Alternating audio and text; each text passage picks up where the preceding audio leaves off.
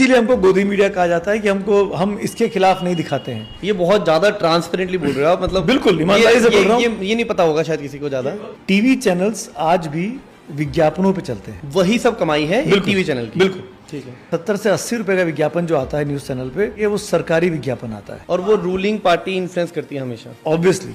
तो ruling party के पास सबसे अधिक बजट रहता है, जो विपक्ष में रहता है उसके पास पैसा कहाँ से आएगा? क्योंकि हमें रेवेन्यू उन एड से आ रहा है तो हम उनको सपोर्ट करेंगे। अगर हम उनके खिलाफ दिखाते हैं तो वो अपना विज्ञापन रोक देता है, वो आर्म ट्विस्ट करता है। करेक्ट। और ये जो आर्म ट्विस्टिंग होती है, इस वजह से चैनल डर जाते हैं। अच्छा। ये अखबारों के साथ भी है, ये टीवी चैनल्स के साथ।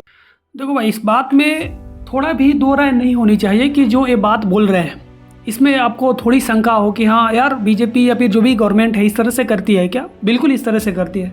दोस्तों मैं आपको एक आंकड़ा देता हूँ, 2019 से 24 के बीच में सरकार के द्वारा, गवर्नमेंट के द्वारा 967 करोड़ रुपया केवल अपनी एडवर्टाइजमेंट के लिए लगाया गया, खर्च किया गया।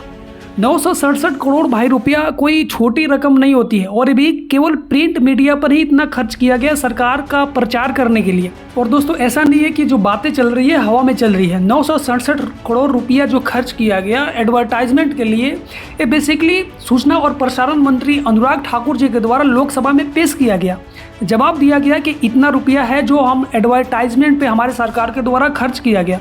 और जो चीज़ें हैं भाई ऑफिशियली है, अंडर द टेबल कितनी चीज़ें हो रही है वो किसको मालूम, समझ रहे हो ना। और दोस्तों इनके द्वारा एक और बात कही गई कि अगर हम सरकार की बातों को नहीं मानेंगे, उनकी प्रचार नहीं करेंगे और उनसे अगर सवाल पूछेंगे तो सरकार क्या करेगा?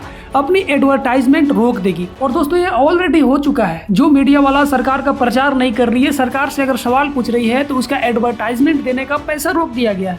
The times of India, the Hindu, the telegraph जो ये प्रिंट मीडिया है, सरकार के द्वारा इन लोगों को एडवर्टाइजमेंट रोक दिया गया सिर्फ इस चीज़ के लिए क्योंकि ये सरकार को आईना दिखाने का काम कर रहा था। इन लोगों के द्वारा अपने आर्टिकल में ये छापा गया था कि सरकार इतनी बड़ी रकम जो खर्च कर रही है अपनी प्रचार के लिए, वो कितना हद तक सही है। और सवाल पूछना एक मीडिया वाला का काम ही होता है।